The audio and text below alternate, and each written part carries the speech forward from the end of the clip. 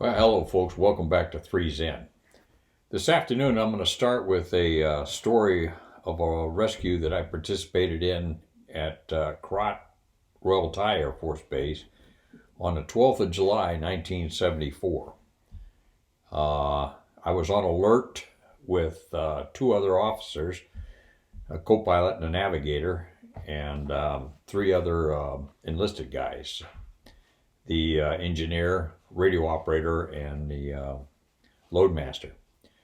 So about 5:30, 5:37 to be exact, we're on our way to the officers club for dinner. Navigator Buck Buchanan was driving, and we pulled into the officers club parking lot when we got a call over our walkie-talkie telling us that we had been alerted.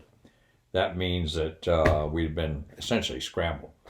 So I remember very distinctly, Buck looked at me as I was taking the call.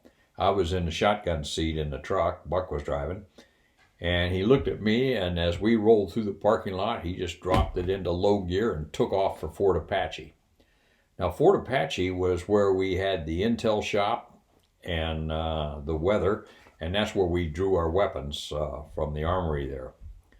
So we get over there and we got an intel brief. Essentially, there wasn't anything going on.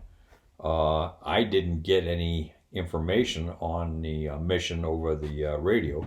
They just told me to get to the airplane, fire it up, and more to come. So we went into the weather shop, got a weather briefing, and then headed back to the down to the flight line. When we got to the flight line, the enlisted guys had the airplane all unbuttoned and ready to go. So we popped in the airplane, fired it up, and started taxiing out. And the only message I got was air traffic control's been coordinated, just take off and head south. And I'm thinking to myself now, North Vietnam and Laos is north. Why am I going south? Did somebody start a fight there? Anyway, so we took off and headed south. As we got to altitude, we were advised that our mission involved a Chinese guy, a nationalist Chinese guy that had fallen down a set of stairs on a destroyer and broke his neck and maybe his back. So, okay. And we were further told that we would be rendezvousing with a helicopter out of Utapao. A Pedro HH-43. So we would be rendezvousing with him. He would then head out to the ship, land, pick up the patient, and then take him to Bangkok. This was just after the Air Force had lost a helicopter off the coast of California, and they had restrictions on how far these helicopters could fly out over the water. Well, we get down to the Gulf of Siam there, the Gulf of Thailand, and we were told the ship was out there somewhere. Well, great. We turned on the radar interrogator, and the whole Gulf was just full of ships. Give me a break. Well, they described the ship to us. It was a destroyer, and it had the number 11 on it, number 11 on it. Okay, good enough. So I said to the navigator, I said, hey, Buck, I said, start looking for the biggest returns on there, and we'll just go down and check them out. Meanwhile, Pedro 36, I think was his call sign, a guy named Chuck Galecta, and I'd met Chuck earlier somewhere. I can't remember where, but I thought I knew him, and as it turned out, I did. Anyway, I'd met him earlier. He sat down on the beach because he didn't have a lot of playtime. And so he just sat down on the beach of Thailand and was maintaining a radio listening watch. So we go down probably a couple thousand feet, maybe 1,000 feet, and we're flying all over the Gulf looking for DD-11. So we'd fly one by one ship return. No, that's not it. Fly by another one. No, that's not it. And finally saw a decent size return, flew by it, DD-11, or just had the number 11 on it. That's it. So I set up to fly by the ship, and as I flew by, I noticed that there was a light flashing at me. Meanwhile, we're trying all kinds of radio frequencies, UHF, VHF, HF, and Fox mic. There's just no return on it. So anyway, as we're flying, I noticed this blink, blink, blink, blink, blink, blink. Oh, cool. I got a radio operator, and he knows Morse code.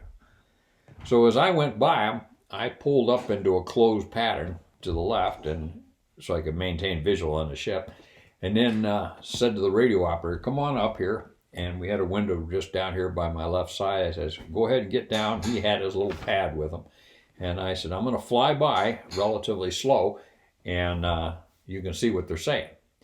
Meanwhile, there wasn't a soul on board. You couldn't see a soul on board the ship. So anyway, I flew by, and radio operators going blink, blink, blink, blink, blink, blink, blink, blink, blink, blink, and so forth, you know. And I'm kind of dividing my attention between flying the airplane and watching what's going on there.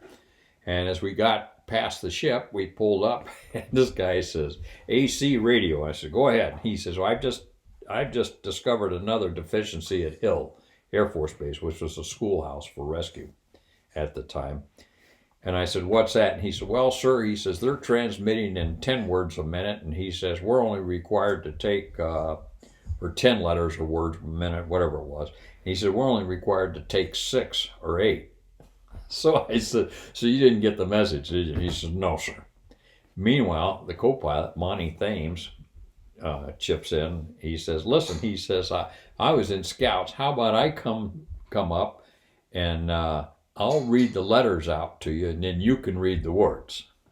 Okay, fine. So we came back around again, and somehow they figured out that we are the guys that were coming to help them out, because all of a sudden that ship erupted into it looked like a bunch of ants were running all over the damn boat. I hate to say it would look like a Chinese fire drill, but that's kind of what it looked like. Meanwhile, I had told the radio operator, "Get hold with Pedro and have them start coming our way." So radio called into Chuck, and Chuck fired it up and started heading our way. Meanwhile, I started heading towards Chuck's way for a rendezvous. The helicopters were not allowed to be unescorted out over the water. So it didn't take long before we found them, and then just did a turn on them and did a little bit of a rejoin, and then we were just at a minimum airspeed, and Chuck's whopping as fast as he can, and I'm flying just as slow as I can based on the fuel and everything. They're doing figure eights behind them, and I'm still gaining on them, so every now and then I'd have to take some additional spacing. Anyway, we got to the ship just in time to watch Chuck come in and land, and they picked the guy out. And once they had him on board then, we were to take him to a soccer field in Bangkok. So now it's night, and we're trying to fly behind this HH-43. He's going, like I said, the speed of HH-43 heat, which is not very fast.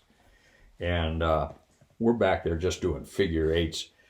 And then we come over the coast into the city of Bangkok, and that was another challenge, is trying to keep Chuck in sight while we stay a little bit above him as we escorted him to the soccer field. But it all worked out fine, and Chuck came in and set him down, and once he was stable then, and he's over land now, there was no need for us, so we just returned back to Karat. We were airborne, I think, about 2.5 hours, if I remember right, somewhere in that area, and I think Chuck was airborne about 3.5 hours. He got an extra hour to go back to Utapao.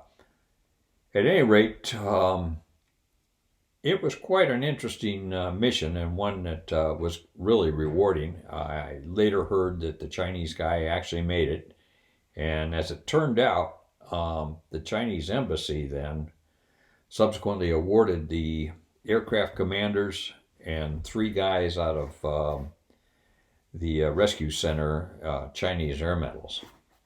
And I'll tell you the story about that here in the next video. it's kind of interesting in and of itself also. At any rate, good to see everybody here, and it's always interesting to listen or to hear or to think about these missions that I flew that were rewarding.